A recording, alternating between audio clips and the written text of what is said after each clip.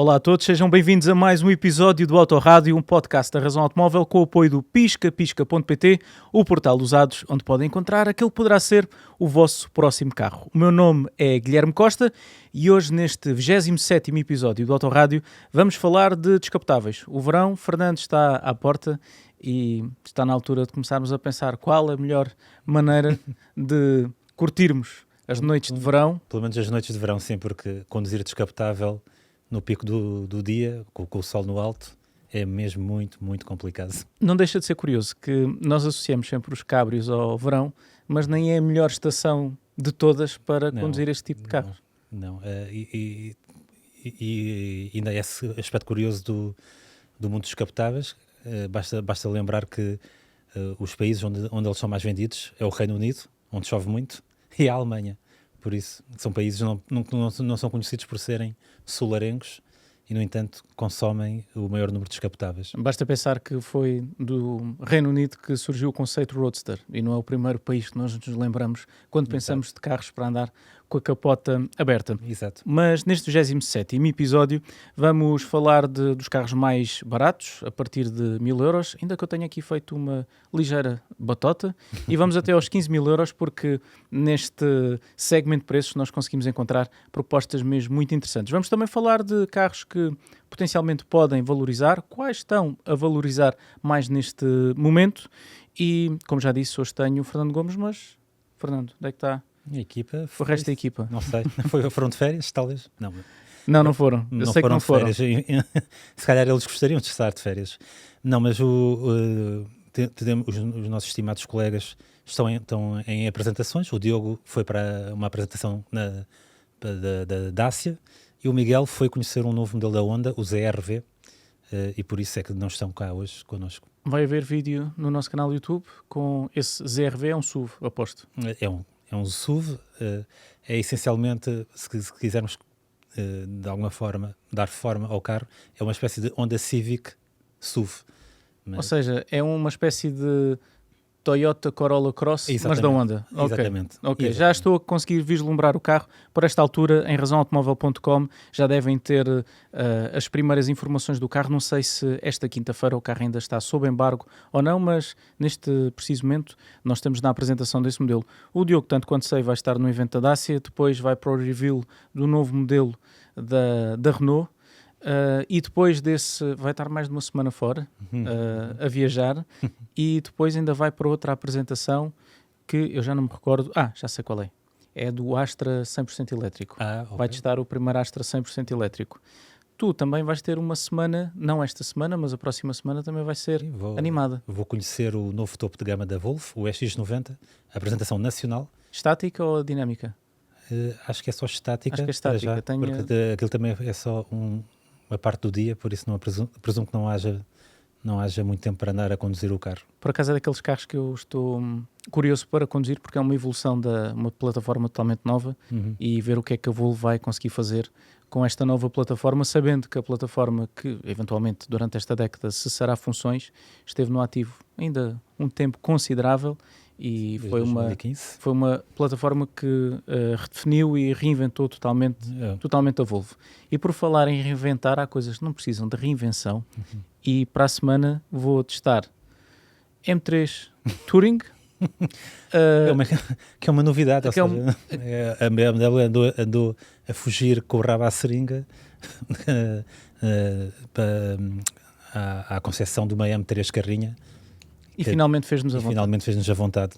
E isso, estou muito curioso também estaria curioso. Para conduzir. Ainda tenho sabor na boca do BMW M2, que vai surgir brevemente no nosso canal do YouTube, e acho que me vou divertir. Não vou colocar o meu filho no banco de trás, acho que não tem idade para isso. Vou-lhe talvez tirar uma fotografia sentado ao volante.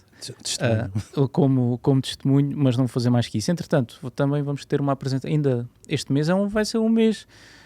Está a ser um mês bastante intenso para nós. Ainda vou conduzir a versão renovada do Giulia Quadrifoglio, um carro, como dizia, ou ia dizer, não precisa muito ser reinventado porque o carro já roça a perfeição e vai continuar a acontecer muito e vocês vão poder assistir a tudo isso no nosso website, em razãoautomóvel.com, e também no nosso canal do YouTube, e sigam-nos através do Instagram, onde nós vamos dando algumas pistas daquilo que fazemos diariamente aqui em razãoautomóvel.com. Mas vamos ao tema do 27º episódio deste Autorádio, que é apoiado pelo Pisca Pisca, o portal dos usados, onde vocês podem encontrar o vosso próximo carro. Há mais de 40 mil oportunidades de negócio, entre as quais alguns descapotáveis. Não são alguns, até são bastantes. Dividimos todos estes descapotáveis, roadsters, cabrios, por 1, 2, 3, 4, 5 categorias, 6 categorias. Os mais baratos, os mais práticos, os premium,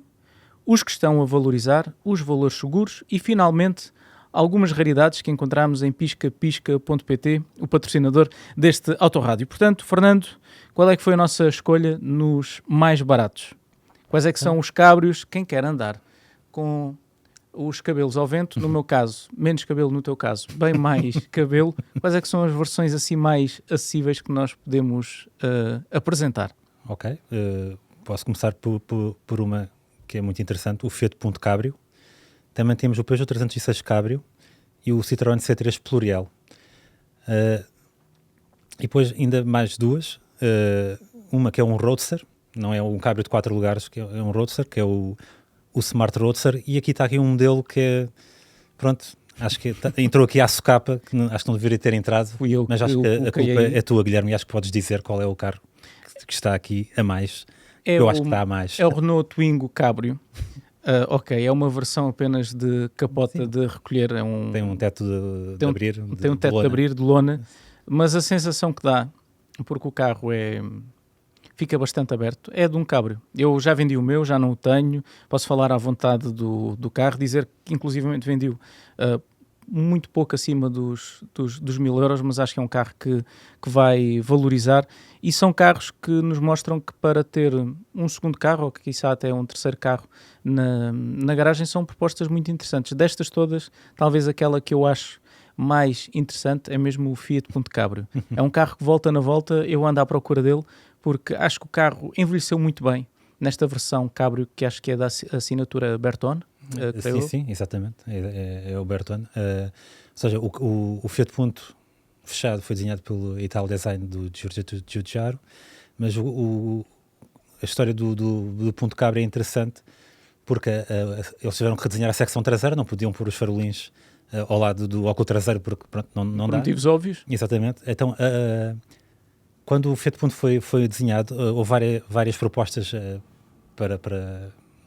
foram dadas à Fiat para selecionar, e a da Bertone, para o carro fechado, tinha estes farolins horizontais. Então a proposta foi recusada, mas depois foi aproveitada para a versão Cabrio, o que é sempre interessante, e por isso é que tem a assinatura Bertone, apesar de 2/3 do carro terem sido desenhados pelo Giugiaro e a Ital Design. Por isso é esta mescla aqui de escolas ou de criadores. Exatamente.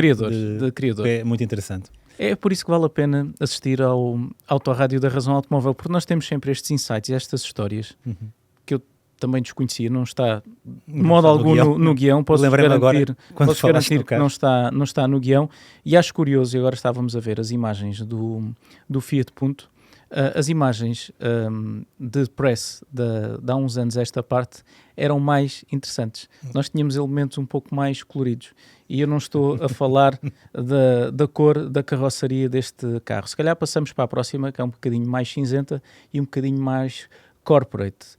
Como devem estar a adivinhar, eu estava a falar das senhoras que compunham as imagens e que alegravam ainda mais um pouco a alegria que é ter um verdadeiro cabrio. Falando aqui de modelos ainda dentro de os mais baratos, há um carro que eu acho que ainda nós conseguimos encontrar por valores muito simpáticos, que é o Peugeot 306 Cabrio. Quando saiu, e tu que és uma pessoa que tem muito interesse no design, era tido na altura como um dos carros cabrios mais belos da sua época. Mais uma vez, porque uma casa italiana assinou o desenho do Peugeot 306 Cabrio, neste caso a Pininfarina, e nessa altura a Pininfarina já tinha assinado o 406 Coupé, que ainda é hoje considerado lindo. Um carro lindíssimo. E o Peugeot 306 Cabrio também, pronto, talvez de alguma forma influenciado pelo 406 Coupé, também foi considerado um dos cabrios mais lindos que havia à venda na altura, e havia alguns. Grande parte do seu apelo estético era o facto de não ter o roll bar a substituir o pilar B, que dá uma elegância ao carro muito, muito superior do que outros cabris que havia na altura. O carro conseguia resultar bem com a capota colocada e sem capota, o que nestes carros que normalmente derivam de carros fechados não é muito fácil de conseguir. E a secção traseira também estava mais guia, mais harmoniosa. Até os grupos ópticos eram mais finos que no Peugeot 306 carro e não descapotável. Pronto, era um carro muito elegante, um carro de passeio. Claro que estes cabrios de 4 lugares derivados dos carros de turismo normais são mais carros de passeio de carros de performance, mas é mesmo para isso que eles foram concebidos. Sabes que eu tenho um interesse muito grande pelo Punto Cabrio e ainda hoje lamento não ter comprado um. Depois não tinha onde estacioná-lo, vários motivos, mas volta na volta ando à procura dele. E aquilo que eu li de reviews na época é que o carro, apesar de ter menor rigidez estrutural, o carro não se comportava nada mal. Não. Nada mal. E depois naquela versão com motor 1.2 16 válvulas, conseguia o melhor dos mundos. Conseguia ter já uma performance interessante sem ter os consumos proibitivos que nós conhecíamos da versão 1.6. Ficava muito taco a taco com muito melhores consumos. Sim, esse motor foi realmente uma muito boa opção da Fiat. Eu conduzi esse motor, não conduzi num Punto Cabrio, nunca conduzi um Punto Cabrio, mas andei numa Fiat Marea Weekend. Lembra desse lado, lembram-se da Marea? A Marea, sim, a carrinha. Carrinha e o sedã. Havia o sedã. E depois havia o Bravo e a Brava. Sim, que eram, basicamente o Marea era a versão 4 portas desses dois. Mas e o carro andava muito bem, pá. O carro andava mesmo bem. Mas nesse caso havia um truque que era pôr uma caixinha mais curta, porque eram só 80 cavalos. 82, salvo erro. Acho que eram 82 cavalos. É provável que sim. Eu recordo-me desse motor no... Corrijam-me nas caixas de comentários. Exato. Se eventualmente... quem é que tem razão? Aqui um tete-a-tete. 82 versus 80 cavalos. Houve várias versões desse motor. Começou nos 86... Se não estou em erro, no Lancia Y desceu para os 82 e depois na segunda geração do Punto desceu para os 80.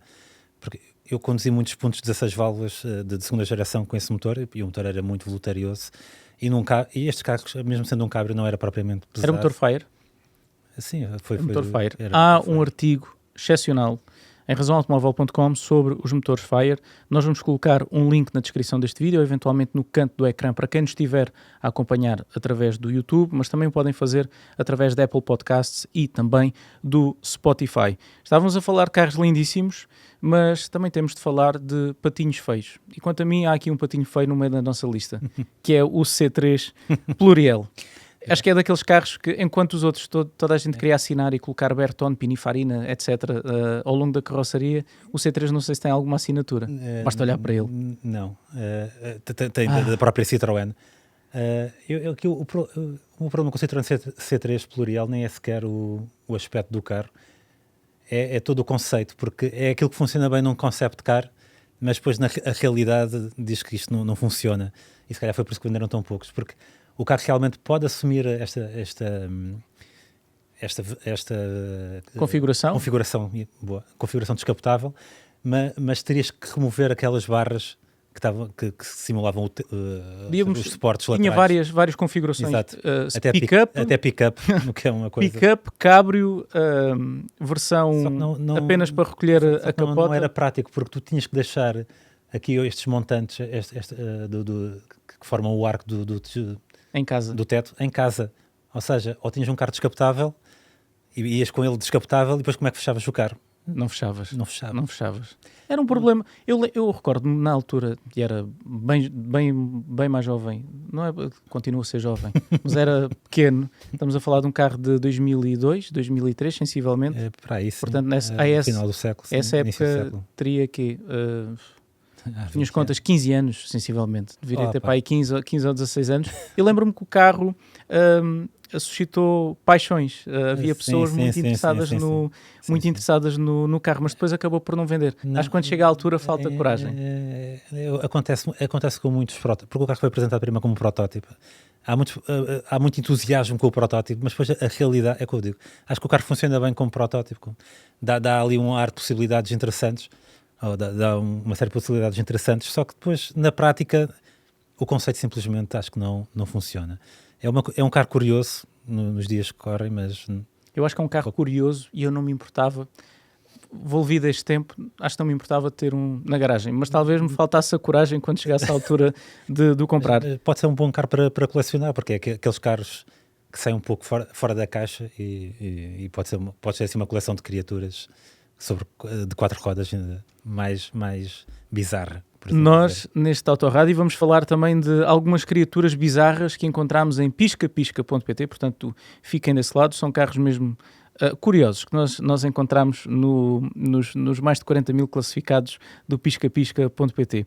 Passando agora para um carro que resultou como conceito e resultou ainda melhor na versão de produção porque as suas linhas foram respeitadas, temos o Smart Roadster.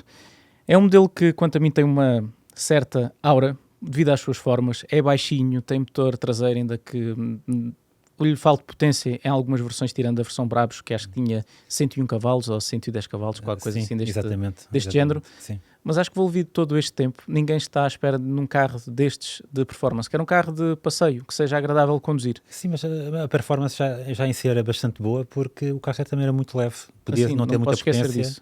Mas devia ter para aí 800 kg, se calhar, já não me recordo ao certo. Mas... Já não me recordo. Sei que esta versão que nós encontramos em piscapisca.pt tem 61 cavalos de potência, um motor com 700 cm3. A parte boa deste carro, 5.250 euros, tem pouco mais de 100 mil km, tem garantia de 18 meses por mútuo acordo e acho que é um carro excelente para passear, para fazer uma pequena viagem em céu aberto. Mas tem os ingredientes certos para um pequeno desportivo, sem dúvida. Tração traseira, motor traseiro, que pronto, basicamente faz lembrar outros desportivos que também têm essas características, como por exemplo, Guilherme, como esse desportivo que tu tens na tua t-shirt. O que é que se passa aí com a tua t-shirt que está espetacular? É gira, não é? É gira, foi uma oferta da Sport Class, coleção Primavera-Verão 2023. Já andava... fazem isso? Não fazem. Mas eu já andava a namorar esta t-shirt há algum tempo e finalmente consegui convencer os nossos vizinhos da Sport Class, o André Nunes, a oferecer-me uma versão. Ofereceu-me não só esta em preto, há também outra em branco, o que é que dizes nós oferecermos aos nossos ouvintes que estão deste lado? Tu não podes participar, ninguém da nossa equipa pode participar, pode fazer como eu, que é falar diretamente com o André, chateá-lo, dizer-lhe que pode aparecer um carro arriscado, se não aparecer uma t-shirt na nossa mesa. A todos os outros, podemos fazer aqui uma espécie de passatempo, uma frase muito simples que tenha pisca-pisca e Sport Class. Parece bem. E razão automóvel. E a frase mais interessante... Obrigado, Pedro. A frase mais interessante pode ganhar uma destas t-shirts que tem uma particularidade para quem não conhece o carro que está aqui. E agora não sei se está focado ou não. Este é um Porsche 911, como é óbvio, mas não é um Porsche 911 qualquer. É um Porsche que pertenceu a Américo Nunes, foi o último 911 da sua carreira, fez diversos rallies com ele. E para quem não conhece este nome, Américo Nunes é uma das grandes lendas dos rallies em Portugal. Conhecido como o Sr. Porsche. Conhecido como o Sr. Porsche, pai de Jorge Nunes e do André Nunes, que nós estávamos a falar, seu neto. Foi 9 vezes campeão nacional de rallies, sempre com Porsche, sempre correu com Porsche. E é um dos grandes nomes não só da Porsche, mas também do desporto automóvel em Portugal. Exatamente. Nós também temos naturalmente um artigo em razãoautomóvel.com a falar mais sobre a vida e o percurso desportivo de Américo Nunes. Portanto, se quiserem ter uma t-shirt assim vintage como esta, já sabem o que é que têm de fazer. Uma frase que tenha pisca-pisca, Sport Class e razão automóvel. A frase mais interessante ganha... aliás, vamos oferecer 2 t-shirts. As 2 melhores frases ganham uma t-shirt. Depois vamos ver como é que contactamos Vai ser interessante, porque isto não estava muito bem planeado da nossa parte, mas gostamos de partilhar estas coisas convosco. Se calhar começamos todas as semanas a tentar trazer alguma coisa. Sim, pode ser interessante. Eu já falei com a Peugeot para trazer um Lego do novo carro de Le Mans. Eles têm a versão X8. Exatamente do novo X8. Sim, eles mostraram. Eles disseram assim que tiverem uma unidade disponível, enviam para nós oferecermos aqui durante o nosso autorrádio. Portanto, fiquem atentos aos próximos episódios. Mas voltando novamente ao meio 911. Ao nosso meio 911, estávamos a falar do Smart Roadster. Há muitas mais oportunidades em piscapisca.pt, mas estes não são, às vezes, os carros mais práticos. Portanto, fizemos uma categoria especificamente para quem procura um cabrio, mas em simultâneo precisa de andar com ele no cotidiano, e nessa escolha nós colocamos alguns carros muito interessantes, outros que não têm, quanto a mim, interesse rigorosamente nenhum, e desculpem a franqueza. Temos o Peugeot 206cc, carro interessante esteticamente, quanto a mim, não sei qual é que é a tua opinião, Fernando, mas já me vais dar. Megane CC, Renault Megane CC, Peugeot 307cc, Focus CC, Astra CC, Mitsubishi Colt CZC e Nissan Micra CC. E finalmente, para desenjoar aqui um bocadinho dos CCs, que parece que foi uma praga que atingiu na primeira década dos anos 2000 exatamente. e no início da década seguinte a indústria automóvel, temos o Volkswagen EOS, produzido na Auto Europa. Vamos começar pelo Peugeot 206, ainda é um modelo que nós conseguimos encontrar em torno dos 5.000 euros e é um modelo relativamente interessante e prático de utilizar. Queres-nos explicar porquê, Fernando? Sim, aliás, esta moda dos cupês cabriolés, os CCs, com teto, com capota metálica, este é basicamente o culpado de toda essa... o culpado é este carro? O culpado é este carro, foi o primeiro... Eu pensei que tivesse sido o SLK, por sim, exemplo. mas pronto, o SLK, sem dúvida, surgiu primeiro, mas é um roadster. Agora, nunca se esperaria é que a moda das capotas metálicas chegasse aos descapotáveis de 4 lugares e já vamos falar sobre os atributos estéticos desses carros. Mas o 206cc, por acaso, acho que até resulta razoavelmente bem. Tem alguns elementos estranhos, como aquelas barras sobre a parte traseira, sobre a tampa da bagageira, que eu não percebo muito bem o que é que estão lá a fazer. Parece retirado da náutica, não é? Nos barcos é que nós encontramos Exato, aquelas... É estranho, mas pronto, este carro também tinha 4 lugares, apesar dos 2 lugares traseiros. Era para quem nós não gostamos na vida. Exatamente. Queres vir? Quero. Queres? Então vais para o lugar traseiro. Pronto. mas pronto, dava a possibilidade de uma forma acessível de teres acesso a um descapotável. É um bom carro de passeio, obviamente. E a novidade da capota metálica e todo aquele bailado quando estás a abrir a capota, pronto, acho é interessante. É sempre interessante. Resultado, a indústria automóvel olhou para o sucesso deste Peugeot, era uma história que eu desconhecia. E de qualquer forma, por falar em sucesso, mas um real sucesso comercial, que este carro vendeu. Eu recordo-me de ver muitas unidades. E por isso os outros construtores disseram, está aqui um nicho, vamos à procura daqui deste sucesso também. E tivemos esta invasão incrível nos primeiros anos deste século de carros como o 206cc. E vamos a recordar alguns momentos tristes dessa invasão, como, por exemplo, não sei, o Megane CC, o Peugeot 307. Eu pedi ao Pedro que nos mostrasse alguns desses modelos para nós podermos comentar, mas, por favor, não mantenha os carros muito tempo na imagem, porque, credo, que horror. Os americanos costumam dizer bigger than better, não é? Sim. No caso destes carros, quanto maior, pior. Porque a secção traseira nunca resulta bem, parece sempre uma coisa gorda. Mais uma vez, é um descapotável de 4 lugares. Tu tens que ter uma área do habitáculo grande. Logo, o teto também tem que ser grande. Onde é que vais arrumar um teto metálico se não fazeres a traseira crescer? Está a piorar, caramba. Megane, eu não sei se o Megane ainda não é pior do que o 307. Eles ainda tentaram, tanto o Megane como o 307, depois veio uma nova geração do Megane, depois veio o 308 também. Tem-me a arrepiar. É verdade, no caso da Renault, eles ainda tentaram na geração seguinte. Tentaram, era o mesmo sistema, tentaram disfarçar a traseira muito avantajada do Megane, pintando parte da traseira em preto e tudo, para aligerar um pouco o peso visual de tudo. Mas e também depois acontecia coisas estranhas, como tanto no Peugeot 307 como no Megane e nos outros CCs também, o pilar A é extremamente inclinado, de modo a que o teto seja mais curto. seja mais curto. Resultado, o condutor e o passageiro provavelmente têm aqui a moldura do para-brisas acima da cabeça deles. Ou seja, o efeito cabrio também se desvanece. Um bocado, ou seja, foi tentar dourar a pílula, porque aqui acho que não havia solução possível. E depois estes carros ficavam muito pesados, em termos de dinâmicos, pronto, tem o problema associado a qualquer cabrio. Ou seja, podem ser bons carros de passeio, há quem os tem, gosta deles, obviamente, mas eu confesso que não foi, no meu ponto de vista, não foi, se calhar, o melhor período da indústria automóvel. Fez coisas que, olhando agora em retrospectiva, nós perguntamos, onde é que estavam com a cabeça? No caso da Renault, há ali o Patrick Lecoman fez algumas dessas coisas. Temos agora a versão, acho que não havia nenhuma marca generalista que não tenha pensado, vamos fazer um cabrio.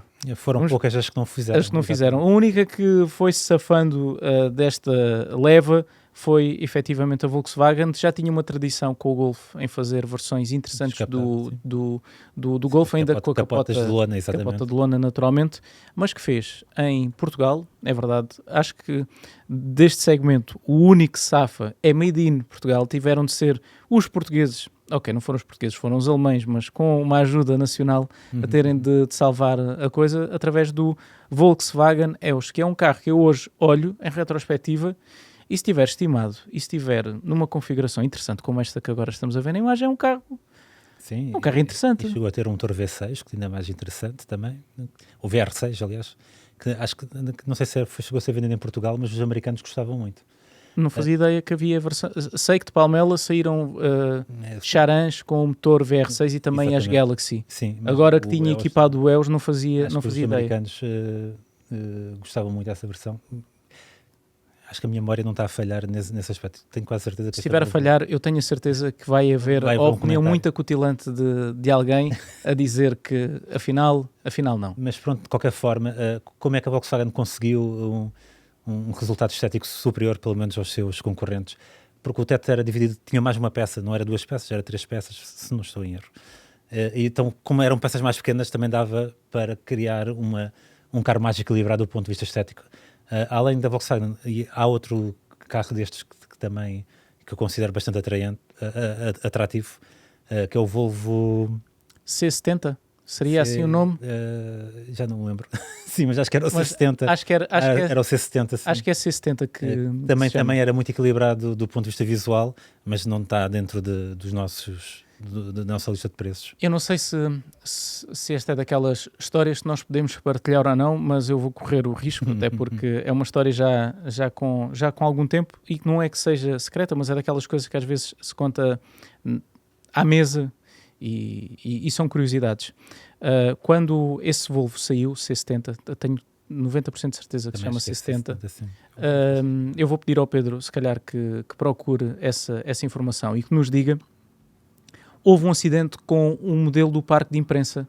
Como vocês sabem, os carros que nós testamos no nosso cotidiano, nós e todas as publicações da especialidade, são carros do parque de imprensa, são carros cedidos pela marca. C70, confirma agora. Está confirmadíssimo. Ok, perfeito. Exatamente. Ufa. Estou a limpar o suor. E houve uma dessas unidades que teve um aparatoso acidente e ficou num estado, acho que não havia nenhum painel que tivesse ficado na sua verdadeira forma. E na altura a responsável da marca disse: vamos operar a capota, vamos pôr e tirar a capota, e se a capota entrar e sair do carro sem nenhuma folga, então nós vamos recuperar o carro. E lançou este desafio ao concessionário. Então foi reconstruir um carro como desafio a isso.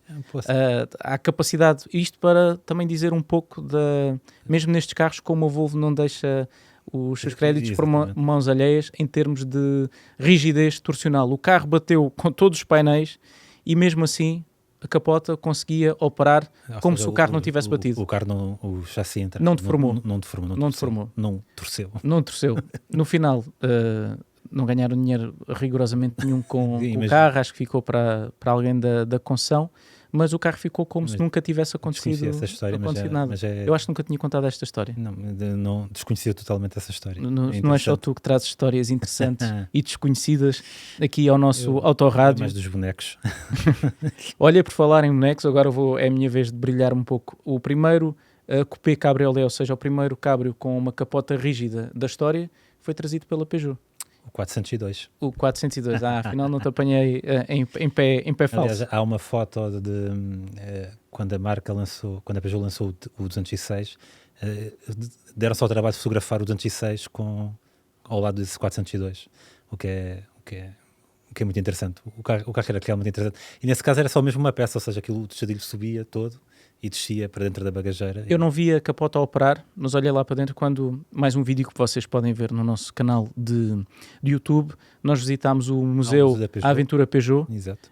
E é um dos modelos dos quais eu faço referência, é esse mesmo Peugeot que foi o primeiro com capota retrátil. Olha, aqui está olha a qualidade da nossa produção. Nós falamos dos carros e eles aparecem por magia. E eles aparecem por magia. Por acaso, um carro até bastante interessante. Sim, do ponto de vista estético. O pormenor mais interessante está na dianteira, porque os faróis estavam atrás da grelha, estavam como encobertos. Cobertos, exatamente. Acho que esta versão chamava-se Eclipse, se não estou em erro, que tem alguma piada também. Nós estamos a puxar demasiado hoje pela nossa memória. Acho que estamos a pedir mais de nós próprios, atendendo à hora a que estamos a gravar este 27º episódio do Autorrádio, um podcast com o apoio do Pisca Pisca. E dizer com o apoio da Razão Automóvel. Lá está, é da hora. E com isto passamos... Diz, temos que falar de outros pecados visuais, pá. Nomeadamente os concorrentes do 206cc, como eram o Mitsubishi Colt CZC e o Nissan Micra. Carros. Eu olhei para o nosso guião e estava a ignorá-los. Tu queres mesmo mostrar a quem nos está a ver esses carros? Porque então vá, bora lá. Dentro dos pecados visuais que se cometeram no início do século, estes coupés cabriolet são realmente o pecado mais grave que há. E no caso tanto do Colt CZC como do Micra CC, temos aqui o caso do Colt CZC, que nasceu como um pequeno monovolume, e eles decidiram, bem, uma boa ideia para isto fazer uma versão descapotável. Mas pronto, é o que eu digo, todas as marcas, ou quase todas as marcas, tentaram perseguir este nicho. Este carro agora deve ser... Isto é aquele tipo de carros que, se calhar, para uma coleção no futuro pode ser muito interessante. Não, este carro nunca tem interesse, Fernando, desculpa. Vai ser uma curiosidade, porque não devem ter feito muitos, presumo eu. Espero que não. Eu espero que não. Não desfazendo do carro. O carro é feio, a ponto final. Sim. Eu acho que o carro nem quando era... aliás, as versões fechadas fizeram aquela versão CZT, salvo erro. Sim, 3 portas. 3 portas, 150 cavalos, motor turbo, é exatamente o mesmo motor que aliás, é a mesma plataforma que a Smart utilizava à época para o 4x4. Exatamente. E era um carro interessante, giro. Eu tive a oportunidade de conduzir um na Alemanha e, de facto, o carro é engraçado. Agora, esta versão... Eu não estou a dizer que isto é interessante de conduzir, mas... De colecionar. Sabes como é que é? Eu acabei de comprar um Citroën AX. Pronto. Vendi o Twingo. É uma questão sentimental. Também é verdade. Porque foi o teu primeiro carro, então... E do ponto de vista de design, eu acho que é um carro bem resolvido, o Citroën AX. O Citroën AX, a história de design também é muito interessante. Um dia, talvez...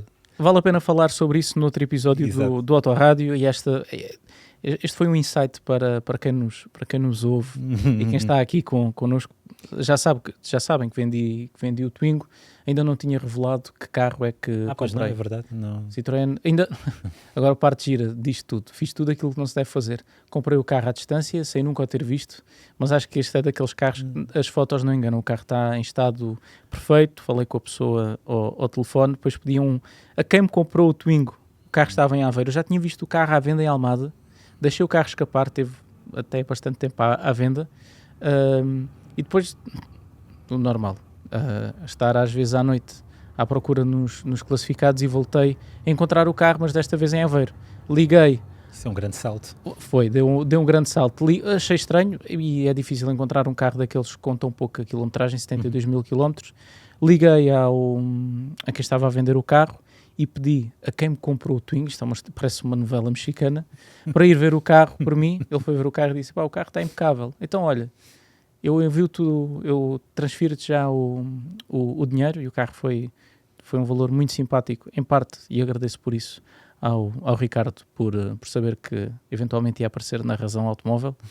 E eu tenho muita vaidade no nosso trabalho. Eu acho que nós fazemos um trabalho muito interessante aqui na Razão Automóvel, e quando esse reconhecimento vem do vosso lado, eu fico ainda mais vaidoso, e acho que nós temos motivos, falsas modéstias à parte, para isso. Portanto, fiquem atentos, vai aparecer um Citroën AX algures no tempo, quando eu tiver tempo para ir buscar o carro. Espero que esteja para breve, mas ele vai aparecer aí. Enquanto isso, vou continuar a minha busca incessante para, espero eu, o meu Citroën AX original, o meu primeiro carro com matrícula GV, ainda esteja vivo, e pode ser que eu um dia o volte a encontrar. Mas, dito isto, vamos só mostrar este anúncio de um Peugeot. Falámos tanto do 206. Encontramos uma unidade à venda em piscapisca.pt, uma unidade num estado bastante interessante, com motor, para quem gosta verdadeiramente de cabrios. Poderá ser uma heresia, porque é uma versão 1.6 HDI, mas... Outro fenómeno do início do século, que foi pôr motores diesel em tudo o que tinha 4 rodas. Se fazia sentido ou não fazia sentido, mas pronto. Mas encontrei esta unidade, aparenta estar num estado muito, mas mesmo muito interessante, numa cor que eu também gosto, apesar de eu gostar às vezes das cores mais espampanantes, mas este é um modelo completamente utilizável no cotidiano. Sim, sim. Tem um motor poupado, o motor também é reconhecido pela sua fiabilidade. Encontramos este motor, já há pouco falávamos de modelos da Volvo, encontramos em modelos da Volvo, encontramos em modelos Mini, encontramos em modelos da Peugeot, da Citroën, naturalmente, do grupo PSA, exatamente. Mas muitos carros equiparam na Ford. A Ford também recorreu a este motor. Mas, aproveitando que estamos a falar de oportunidades de negócio, não há nada como estar atento, ir a piscapisca.pt, e assim que aparecer uma unidade interessante, não deixar escapar, como eu deixei pela primeira vez com o Citroën AX. E com isto, vamos subir de patamar. Começamos em carros. Vamos entrar muito, muito baratos. Outro escalão. Pouco mais de 1.000 euros, e o Fiat Punto, naturalmente, o Fiat Punto Cabrio, não conseguimos encontrar uma unidade em muito bom estado por esse valor, mas unidades a precisar de um pouco mais de carinho é fácil encontrar, é preciso estar algo atento a isso. Mas uma pergunta que eu te faço a ti, para tu responderes a toda a gente que lá está em casa ou no carro, ou ouvir-nos através do Spotify: o que é que achas que é melhor? Comprar um carro mais barato num estado a precisar de carinho, ou comprar logo uma unidade em bom estado e despender mais dinheiro? É assim, sendo um descapotável e tiver capota de lona, a gente sabe que a capota, se tivermos que reparar a capota, poderá custar algumas centenas de euros. Os cortinados de casa não servem para... E os cortinados de casa não servem? Não servem, não. Eu falo por experiência própria, que eu durante 7 anos só conduzi descapotáveis. És um praticante, portanto. Sou um praticante. E no caso eu tive um Mazda MX-5 de primeira geração,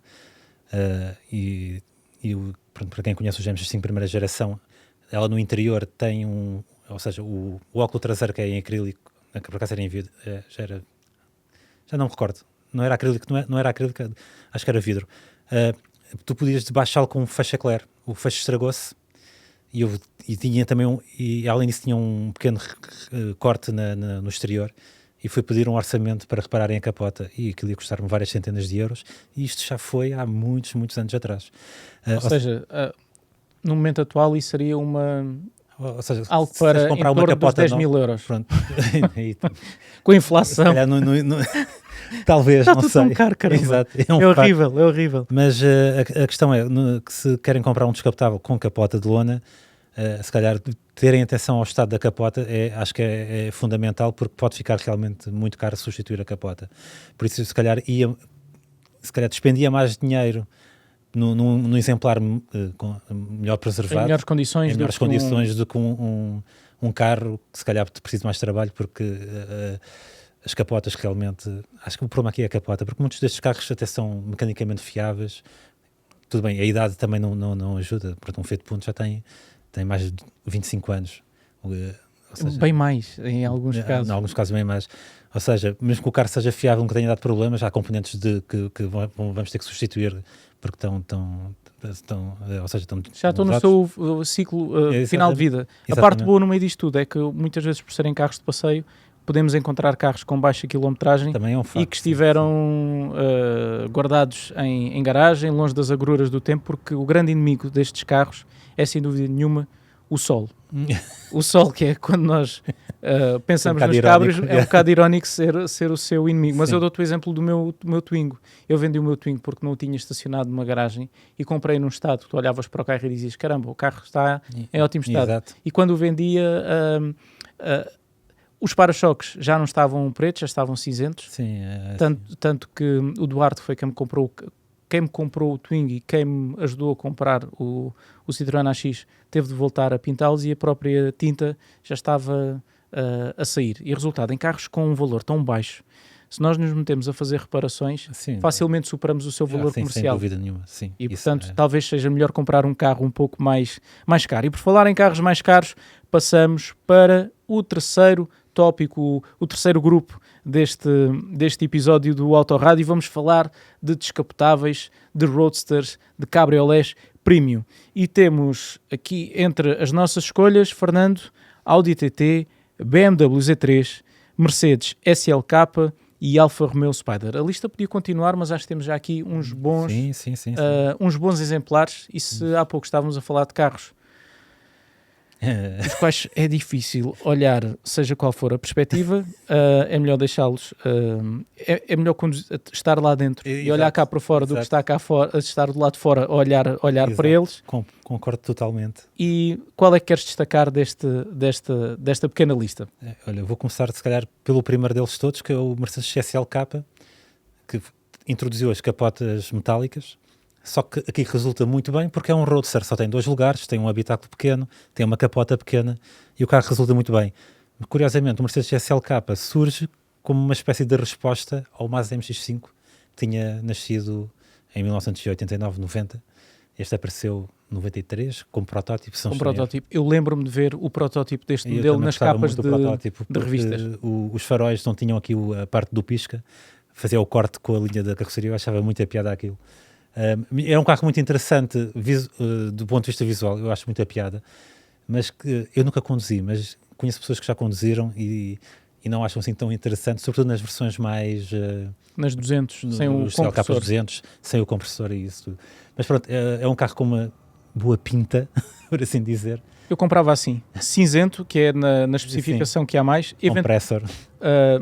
230 compressor. Talvez. Não comprava. Sabes que agora, passado todos estes anos, nós não queremos andar com os carros como andávamos quando eles eram novos. Eu acho que queremos andar com uma toada mais calma.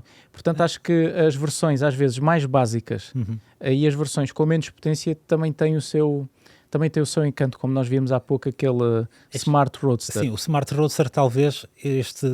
Eu gosto com aquelas jantes de ferro. Com aquelas jantes de ferro. Também acho muita piada. Acho que fica interessante. E aliás, aqui no SLK, Pedro, mostra-me outra. Eu gosto imenso destas jantes. É estas jantes que eu estava a falar, exatamente. Gosto imenso destas jantes. Eu lembro-me de ver a revista Turbo a testar o primeiro teste dinâmico ao carro e era com uma versão amarela e eu dizer, o carro é espetacular. Hoje voltava a comprar em amarelo. Isto na altura até foi um choque interessante porque era a Mercedes era uma marca conservadora. Pois é, já nem me recordava disso. E depois lança-me um SLK para os miúdos, entre aspas, né? Um carro amarelo ainda por cima. Foi assim uma viragem bastante grande para a Mercedes. E ainda bem que a fizeram porque estavam a ficar talvez demasiado sérios. Aquele design assinado por Bruno Sacco estava a tornar os carros algures. Isso também daria outra discussão, mas não é para aqui. Tens uma opinião forte sobre isso. Tenho, mas confesso que sempre gostei muito. Eu acho que também quando o carro bem conseguido. Quando o carro saiu também, era um adolescente, claro, este tipo de carro já teria muito mais que se calhar um classe E ou algo assim do género. Mas... Por falar em Mercedes e em Bruno Sacco, falando do 190, também... O que é que vais... Guilherme, tu tens um 190, o que é que vai acontecer com o 190? Olha, fiquem atentos a piscapisca.pt porque também poderá estar a aparecer nos classificados, mas isto ainda não é uma decisão final. Ok. Ainda não é uma decisão final. Tu, num último vídeo que lançaste, perguntaste pela opinião dos nossos leitores. Eles, 90%, não, 50% disseram para não vender, que era maluco, os outros 50% queriam-me comprar o carro. Mas das questões que levantei nesse mesmo vídeo da praticalidade do carro, e aquilo que falávamos há pouco do sol, dos carros estarem à chuva, e a menos que consiga proteger um pouco mais o carro do que estou a fazer agora. Bem, há decisões que são difíceis de tomar e nós ganhamos um certo afeto a determinados carros com que andamos, com que nos cruzamos, e é por isso que nós gostamos tanto de automóveis, porque às tantas eles começam a fazer também parte da nossa vida, das histórias que fazemos. Eu já percorri com aquele carro o país de norte a sul, levei a minha irmã ao seu casamento naquele carro, portanto, vendê-lo eventualmente, que é uma decisão que já está praticamente tomada, não vai ser... Não vai ser fácil, portanto, a voz falhou-me, ficou um bocadinho amargurada. São pensamentos que doem, que alejam. Portanto, vamos falar de coisas mais animadas. Olha, vamos passar para um carro também, quanto a mim, muito interessante, o BMW Z3. Tinha, só a preparar este Autorádio, que eu me recordei que tinha uma versão 1.8, só me recordava da versão 1.9. Sim, que já tinha alguma potência, 143 cavalos. Exatamente. A versão 1.8 não é propriamente aquela que eu recomendaria para este carro, pelo menos o 1.9 ou o 2.0. Mas são carros que nós ainda conseguimos encontrar a valores relativamente simpáticos, ainda que há uns anos esta parte ainda fossem mais simpáticos do que são agora. Exato. Mas, por exemplo, o Audi TT, nós conseguimos encontrar algumas unidades bem abaixo dos 10 mil euros. E estamos a falar do Audi TT, primeira geração, que é, quanto a mim, o mais interessante de todos. Acho que é um verdadeiro ícone. O Z3, a mesma coisa. Agora estamos a ver o Audi TT. Eu acho que o carro, este é outro carro, eu na altura comprava todas as revistas, aliás, ainda continuo a comprar, não só por motivos profissionais, naturalmente, mas porque gosto de alimentar este gosto e a paixão e as experiências que o papel permite ter, que são diferentes do digital. Não há dúvida nenhuma relativamente a isso. Mas eu lembro-me perfeitamente de ver uma capa de revista que anunciava este carro ainda em contos. Que era o Audi... Nasceu em 98, logo. O Audi descapotável por menos de 6 mil contos. São 30 mil euros. Espera lá. Aí, caramba, fazer contas a esta hora. Exatamente. 6 mil contos, 30 mil euros. E anunciava isto. O carro acabou por ficar um bocadinho mais caro, mas olhando à especificação de lançamento do carro, cinzento, com aquele interior em beisebol, com aqueles bancos. Olha, exatamente, que é o que estamos a ver. Sim, este carro que foi... Eu adorava ter este carro. Sim. Teve uns problemas, não foi, no lançamento? Tinha um problema aerodinâmico. Eu agora... Para falar desse tenho que falar da Nissan, o que é curioso. E porquê é que eu vou falar da Nissan? Temos tempo, força. Porque eu fui quando a Nissan apresentou a segunda geração do Juke, tive a conversa com um dos designers da Nissan, que curiosamente esteve envolvido no desenvolvimento deste carro. Ou seja, eles digamos que os designers saltam de construtor em construtor. E eu estive a falar precisamente dos problemas que o Audi TT teve, e para perceber o ponto de vista dele, apesar de ele ser designer. Não está agora na Hyundai, o designer do Audi TT? Espera aí, uma coisa, okay. O chefe de design da Audi na altura era o Peter Schreier, que foi para a Kia. Exatamente. E tornou-se o chefe de design da Kia, transformou a marca, sem dúvida nenhuma, e depois foi promovido a presidente se não estou em erro, da Hyundai no geral. Ou seja, eles têm vários presidentes e o Peter Schreier, neste momento, um dos poucos designers que está num cargo de chefia de um construtor. Mas, ou seja, o Peter Schreier é o chefe de design, mas a ideia para o Audi TT não veio de um outro designer que eu acho que não era esse que queríamos falar. Não era este que queríamos falar, por acaso.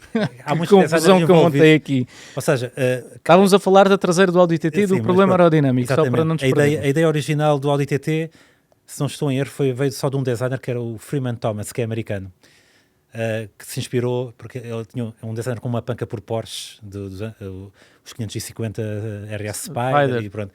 E este carro nota-se que tem ali uma influência, apesar de ter aquele aspecto muito geométrico e simétrico, tem uma influência desses desportivos dessa altura, sobretudo os alemães, os da Porsche. Mas este senhor designer, que eu não me lembro o nome, que acho que ainda está a trabalhar na Nissan, também participou no desenvolvimento do Audi TT.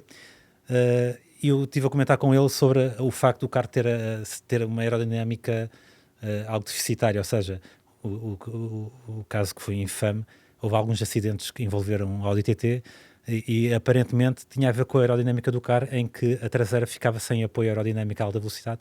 Ou seja, imagina que ias numa autobahn 160, 170, 180, 200, tiravas o pé do acelerador, a traseira ficava sem peso e perdias a traseira. Havia transferência das massas para o eixo dianteiro e a traseira ficava... Como não havia carga aerodinâmica suficiente na traseira devido até às formas do carro, ou seja, a traseira muito redonda e não ter nada para cortar o fluxo de ar, tornava a traseira algo instável.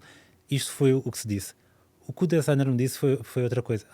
E já agora, antes de chegar lá ao que o designer disse... E agora estou curioso, caramba, vais fazer outra parte. Não é uma parte, ou seja, e a Audi por isso mesmo adicionou aquele pequeno spoiler, aquela pequena barbatana que estragou o desenho do carro, mas aparentemente ajuda a equilibrar...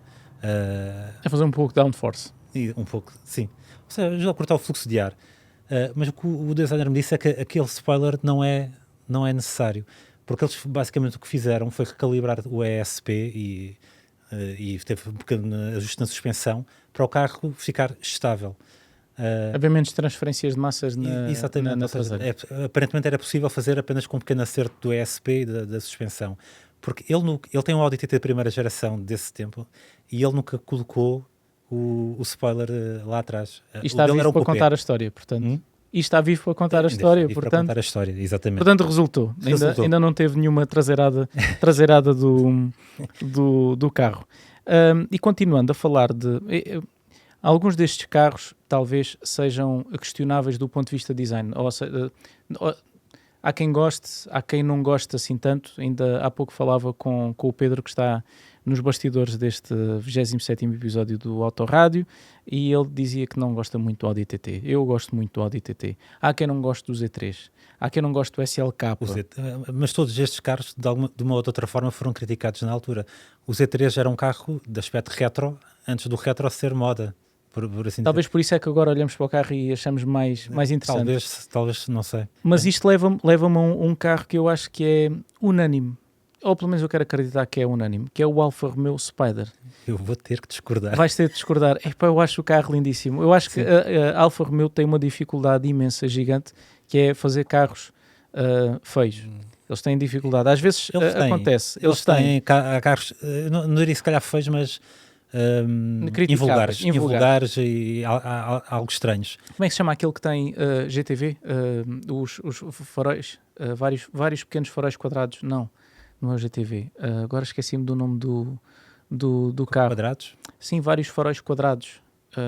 O SZ. O SZ, exatamente. O monstro. SZ. É conhecido como El Monstro. El Monstro. Mas antes de falarmos mais desse carro, mesmo no limite dos 15 mil euros, encontrei em pisca.pt este Alfa Romeo Spider na versão 2 litros, 155 cavalos, se não estou em erro, com menos de 60 mil quilómetros.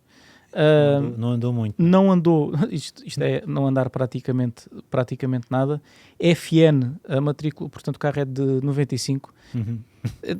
Vocês que estão desse lado, se são do clube das pessoas que olha para as matrículas sem lá ter o ano e sabe o mês e o ano dos carros, digam alguma coisa na caixa de comentários. Já fui assim agora.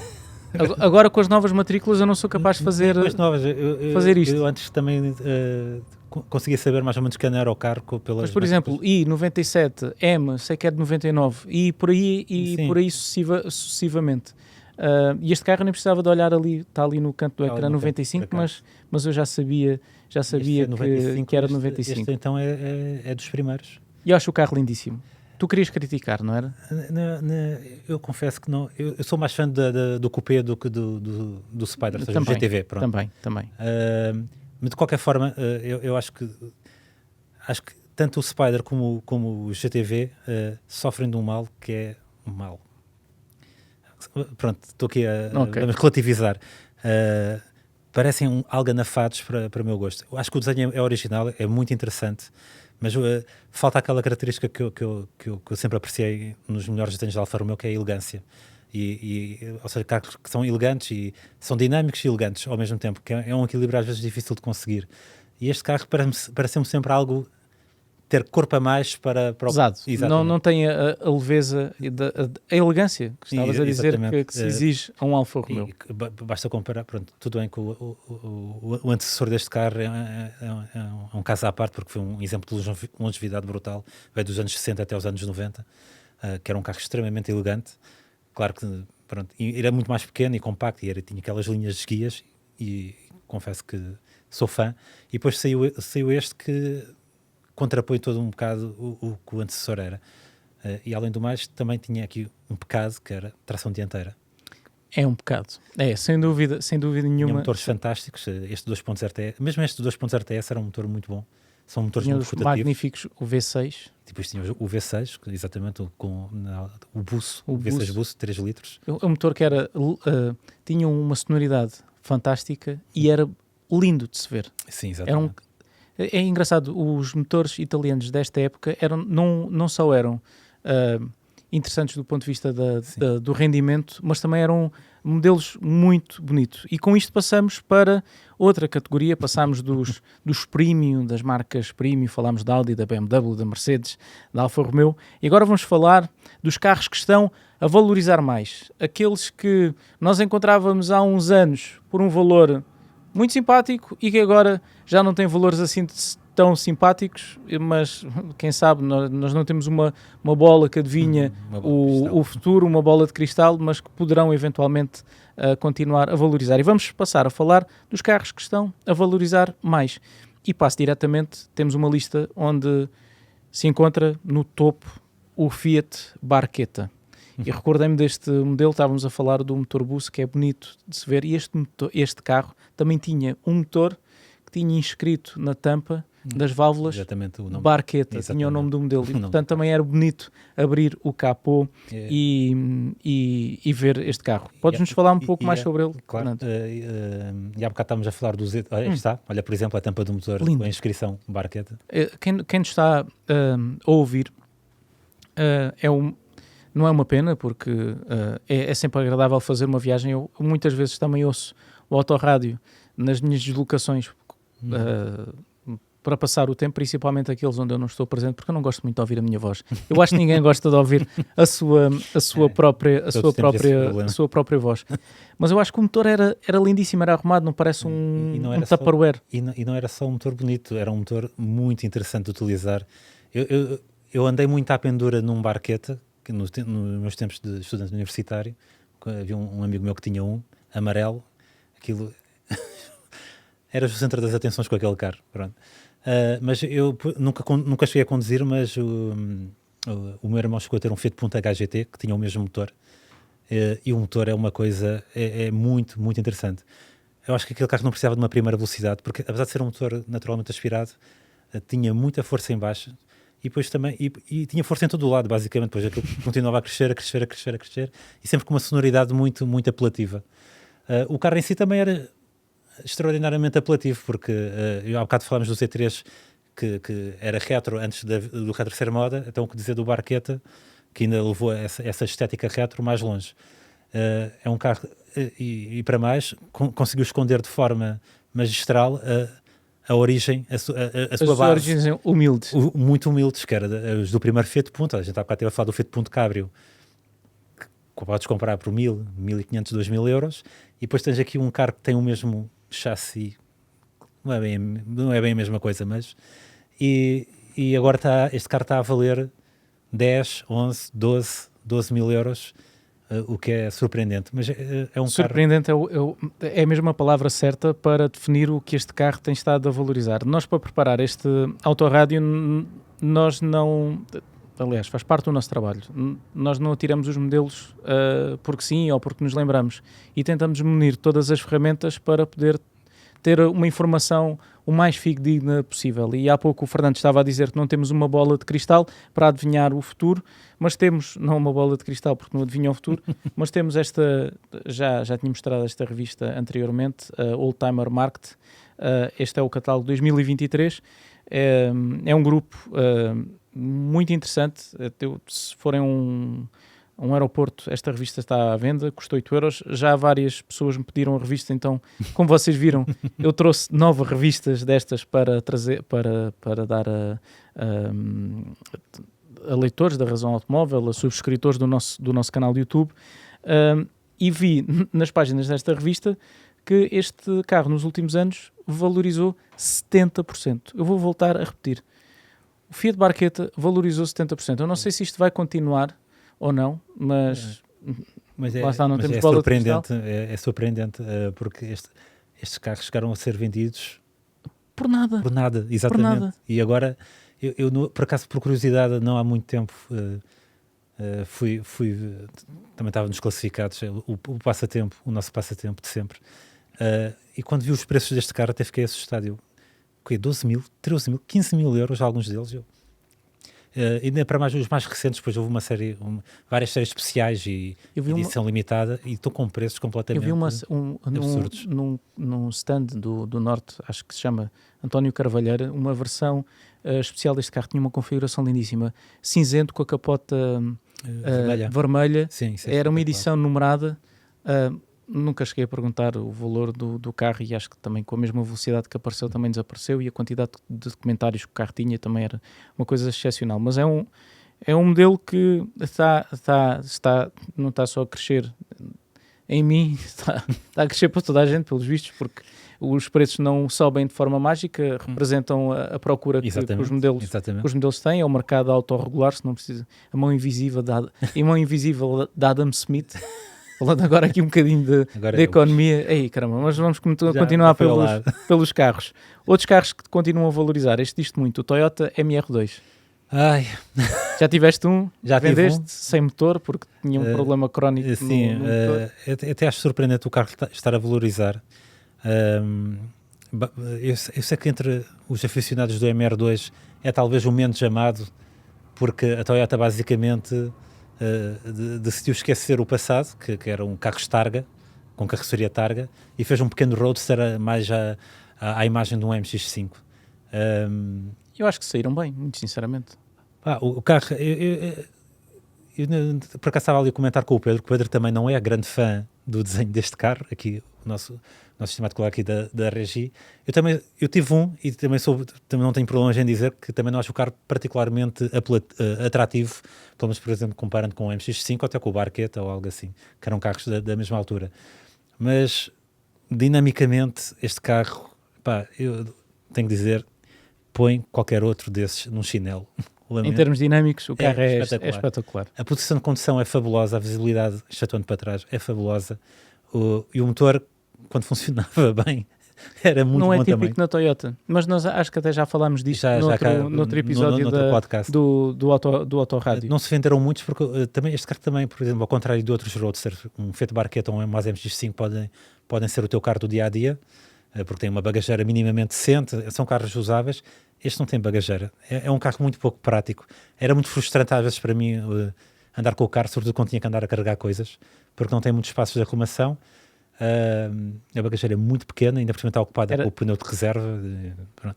Ou seja, tinha espaço para as compras não era do mês, era da semana, ou do dia. Da semana já seria complicado. Já seria complicado. Mas é um carro muito interessante. Depois começavas a conduzir o carro, esquecias tudo isso e ficavas feliz da vida. Mais 2 modelos que nós colocamos entre carros que estão a valorizar.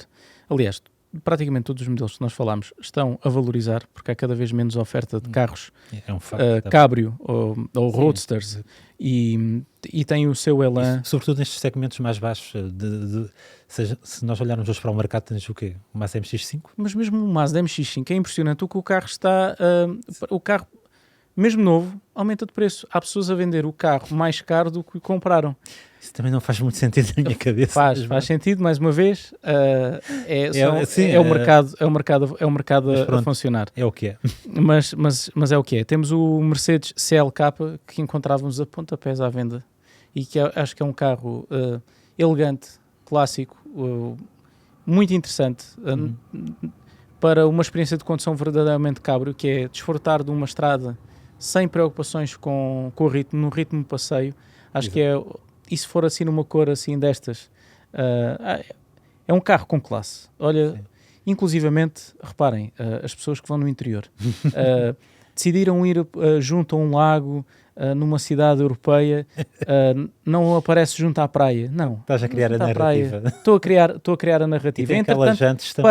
Pararam onde? Nos subúrbios, para ir a uma discoteca.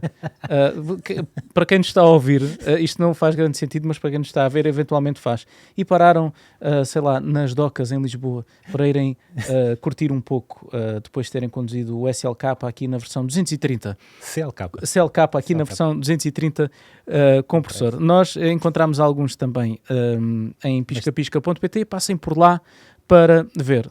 Estes são carros que estão a valorizar e depois há, e é outra das categorias dos grupos que nós fizemos para este autorrádio, os valores seguros. Ou seja, carros que, eu não sei, mais uma vez, não temos bolas de cristal, mas tem uma dificuldade muito grande em baixar de preço, e aqui vou deixar...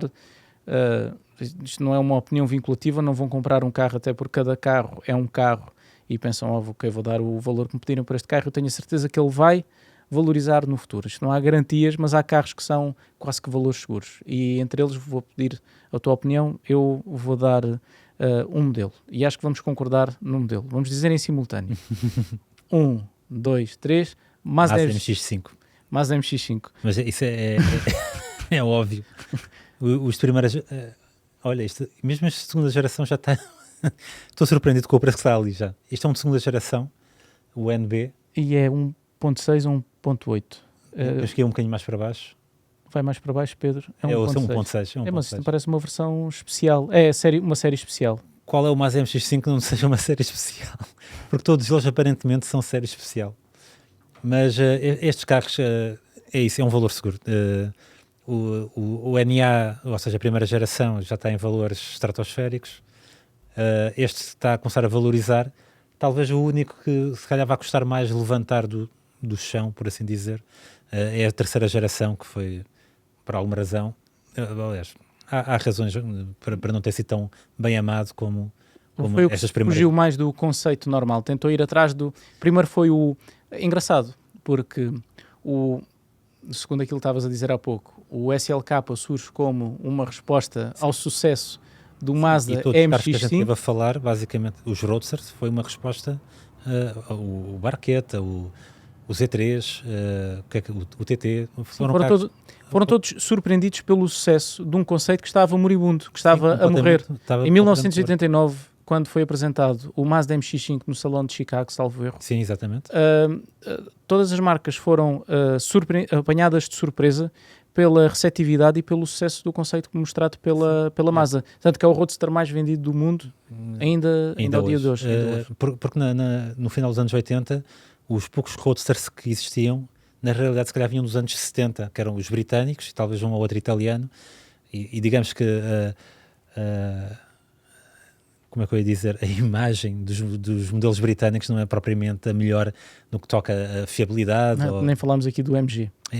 Nem falámos aqui do MGF também, dos anos 90. Tinha tudo para ter dado certo. O conceito é excelente, mas depois... até a estética também, eu acho muita piada à estética, só que pronto, falhou se calhar tudo o resto. Mas deixa-me só terminar o meu raciocínio. Sim. Não deixa de ser interessante que o SLK surge como uma resposta ao MX-5, naturalmente com um posicionamento de mercado diferente, claro. E depois, envolvidos 20 anos, 15 anos, seja a Mazda que vai atrás do SLK com a terceira geração do MX-5. Fiz-me entender, porque aproximou-se, tinha capota retrátil, era mais pesado, foi o primeiro, era maior. Uma das razões para o carro ter saído como saiu, também por parecer se calhar um bocado anafado, até pelo estilo que eles deram ao carro, foi porque era uma derivação do Mazda RX-8, que era um carro bem maior. Eles tiveram que encolher o RX8 para fazer um MX5, só que foi com um MX5 um pouco anafado. Parece de ver a reunião da administração. Malta, isto não dá para encolher mais. Vai ter de ficar assim. Há limites físicos para tudo. Ok. Mas curiosamente, quando nós Foi tivemos aquela japonês. oportunidade... Se não deste conta, isto fui eu tentar falar japonês. Não consegui. Faz-te conta. Ok. Mas quando nós tivemos aquela oportunidade de andar com as quatro gerações do MX5, foi no NC precisamente onde eu me encaixei melhor, porque havia mais espaço, a posição de condução também era mais natural, mais correta, pelo menos para mim. Eu sei que nem todas as pessoas concordam. Eu, mesmo no MX5 que eu tive, que era da primeira geração, eu nunca consegui ficar bem sentado naquele carro. Mesmo no novo, também é difícil encontrar uma boa posição de condução. No NC parecia uma luva, mas a condução do NC comparando com a do NB ou o NA, sobretudo do NB. Falando, o NB parece que fizeram tudo certo e depois puseram as calhas de banco de um caminhão ou de uma pick-up e o carro fica com o banco muito alto. É a única coisa que eu não gosto no carro, é a posição de condução. O NA, andando no cotidiano, acho o carro intimidante para andar. Quando passamos por um caminhão, sentimos que vamos mesmo... O NB não é maior. Não é maior, mas dá-te uma sensação um bocadinho maior de carro. O NC já é grande demais e o ND, ok, é um carro extraordinário. O ND é um carro muito, muito bom. Pelo menos é o que tenho, no meu ponto de vista, os motores mais interessantes de todos os MX5. Mas a nível da experiência de condução e mesmo de comportamento, acho que o NB ainda tem alguma vantagem sobre o mais recente ND. Mas pronto. Regressando aqui ao nosso grupo dos valores seguros, o MX5, pelo seu histórico, pelo nome, que é um nome quase tão grande como a própria marca, é uma instituição dentro da Mazda, é uma o MX5, e por acaso estou curioso para saber o que é que o futuro reserva para o MX5 com todos os constrangimentos que existem em termos de tecnologia que podemos adotar ou que aparentemente vamos poder adotar daqui em diante no setor automóvel, mas acho que podemos dizer que grande parte destes carros tem, naturalmente, à sua escala, tem potencial de valorização e é uma maneira interessante de nós, às vezes, termos o nosso dinheiro. Sim. Em vez de estar parado, quando é possível e cada vez as coisas estão mais caras, transformá-lo num objeto que nós podemos conduzir, que nós podemos utilizar, que nos pode dar gosto de ter, pode-nos transportar do ponto A ao ponto B, portanto, caramba, agora já tive o Twingo, gostava de ter olha, o Diogo comprou um Cabrio. Exatamente, o Diogo tem um Cabrio, exato. 135i. Mas 135. Aí há alguma... E o que o carro anda? Já conduziste o carro? Não conduzi, mas 6 cilindros em linha... 6 cilindros e aquilo tem uma alma, uma coisa fora de série. É 3.000 cilindradas. É 3 litros, já não sei qual é a potência do motor, se é 306, se é 360 cavalos de potência. 360 não acredito. Não, deve se calhar 306 cavalos de potência. É absurdo o que o raio do carro anda, porque parece, e sei que há muita potência para desbloquear naquele motor e é relativamente fácil. E a potência é só entregue às rodas traseiras. Outro atrativo também. Outro atrativo muito interessante. E Diogo, eu sei que nos estás a ouvir. Sim, eu fiz questão de experimentar as potencialidades da tração traseira aliado ao binário de um motor que é ajudado que é sobrealimentado para colocar algumas questões ao eixo traseiro, e o carro comportou-se muito bem, mas não gastei demasiados pneus, podes ficar descansado, vai ver. E finalmente, chegamos ao último grupo destes vários grupos que nós fizemos, dos valores seguros, dos premium, dos mais práticos, os mais baratos, que são os mais estranhos que encontramos em pisca.pt. E é curioso como o mundo automóvel é tão diverso e tão diferente e encontramos as criaturas mais estranhas. E eu vou pedir ao Pedro que nos mostre a primeira criatura, mesmo muito estranha, que nós encontramos. Um modelo tão estranho que eu nem sabia sequer da sua existência. O Renault Rodio Teil,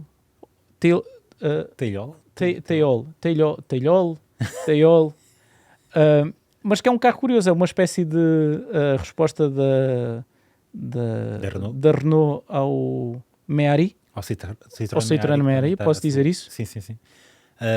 E pronto, Por favor, comenta, porque eu sei muito pouco sobre este carro. Eu confesso que não estou muito familiarizado, à parte que é baseado no Renault 4, por isso temos aqui uma espécie de quase SUV, entre aspas, descapotável, porque o Renault 4 era o Jeep dos pobres. O Jeep dos pobres. Este aqui, não dos pobres, mas... porque isto são carros de recreio. Sim. Este é um carro e olha, parece uma Renault 4. Aliás, o quadrante é de uma Renault 4. Sei que a Tailhol era um carroçador. Olha, temos aqui neste... Olha, por exemplo, temos aqui um comparativo, olha, interessante. Le Plastique, c'est fantastique. Olha, curioso o título. É daqueles títulos que eu gostava de me ter lembrado, mas acho que sou melhor em francês. Sim, rima. Podes andar por baixo no anúncio para nós sabermos mais um pouco sobre ele. Tem um motor Carro 908. raro, 1984, número 85 de 100 unidades. Está completamente original e foi certificado pelo ACP. Tem 82 mil quilómetros e os mesmos órgãos mecânicos do 4 e do 5 GTL. Exatamente. Muito fiável. Comprei-o há 8 anos e estou a vendê-lo. Está em Ruda dos Vinhos, preço 9.500 euros. Não vou dizer nem que é caro nem que é barato, porque é daqueles carros que é difícil ter uma percepção de mercado. Não tenho noção nenhuma. Mas eu gostava de ter um carro destes na garagem. Este tem um aspecto muito lúdico, sem dúvida. Gostava de... Eu moro muito próximo da praia. Sim, ok. Portanto, aliás, eu comprei o Twingo com esse pressuposto ir à praia de ir à praia com o Twingo. Vim mais vezes para o escritório, infelizmente, com o Twingo do que fui para a praia, mas sabia que se quisesse ir para a praia tinha ali o carro ideal. Não ideal porque não tinha ar-condicionado. E temos também mais uma criatura estranha que nós encontramos em piscapisca.pt, o patrocinador deste autorrádio, que foi um Opel Corsa A 1.3 Spider Irmscher. Um histórico preparador dedicado a modelos da Opel. A sua atividade é sobretudo dedicada à Opel. Isto é realmente e fez isto. Isto existe exatamente, um Opel Corsa descapotável. E foi precisamente um acordo entre a Opel. Aliás, a Opel acho que começou por apresentar um protótipo de um Corsa descapotável em salão. E depois entrou em acordo com a Irmscher para produzirem este carro, fazerem a transformação do carro, que eles começaram com um Corsa 3 portas, e acabaram por fazer à volta de 1.500, pelo menos dos números que eu fui ver. Portanto, justifica em parte o valor pedido por este modelo. É um carro caro e pronto, é um objeto de coleção, sem dúvida nenhuma. Mas é interessante. Eu olho para o carro e consigo ver aqui. Muito estranhos, é que nos anos 80 não houve um Citroën AX. Exatamente, português. Feito pela BB, que é da Benjamin Barral, que era o... Não tem nada a ver com as pomadas. Ok, desculpa, é da hora. Não resisti, desculpa, Fernando. Tu a mostrares a tua sapiência no mundo automóvel e eu a estragar tudo. Ok, tínhamos o Citroën. Vamos fingir que este momento não aconteceu. Mas o projeto do Citroën AX foi muito interessante e cunho nacional, que é sempre interessante. E houve outros descapotáveis estranhos, feitos por preparadores, como por exemplo havia um BMW Série 3 o da Baur. Que era um pouco como o Twingo, tinha um teto de abrir, mas aquilo também fizeram totalmente... isso com o W201, com o 190. Também fizeram isso com o 190, confesso que desconheci. Também uma preparação qualquer estranha, e não resulta nada bem. Também não, com esse Baur eu estou a recordar o carro e também é muito estranho. Mantém basicamente a parte dos ares, das portas. Do teto, das portas e isso tudo, e depois só tem o teto a recolher. E ao mesmo tempo a BMW apresentou o Série 3 Cabrio e por isso havia ali uma diferença considerável. Mas havia os preparadores na altura, havia muito mais liberdade criativa do que há hoje. E também menos regulamentação, exatamente. Principalmente os regulamentos que são castradores, não só do desenvolvimento dos automóveis, mas também da própria preparação depois de comprarmos os automóveis. Exato. Dava tema para mais um podcast. Se vocês têm sugestões para este autorrádio, queriam ver algum tema debatido aqui nesta mesa, deixem-nos uma mensagem na caixa de comentários ou contactem-nos através do Instagram. Nós vamos ver as vossas mensagens e quem sabe se um de vocês com uma história interessante não está num destes episódios sentado aqui ao nosso lado, porque nós gostamos muito de partilhar esta paixão pelos automóveis. E assim chegamos ao final de mais um episódio do Autorrádio. Fernando, obrigado pela tua companhia. Um autorrádio que tem o apoio de piscapisca.pt, o portal dos usados, onde vocês podem encontrar não só descapotáveis, mas também monovolumes, SUVs, Jeeps, Roadsters, cupês. Falta-me alguma coisa? SUVs. Já falámos. Pickups. Pickups. Olha, Pickups. Podem encontrar há mais de 40 mil oportunidades de negócio. Eu espero que tenham gostado de estar na nossa companhia. Quanto a nós, é tudo por hoje. Espero encontrar-vos muito brevemente no nosso canal do YouTube ou no nosso website. Um abraço e até à próxima.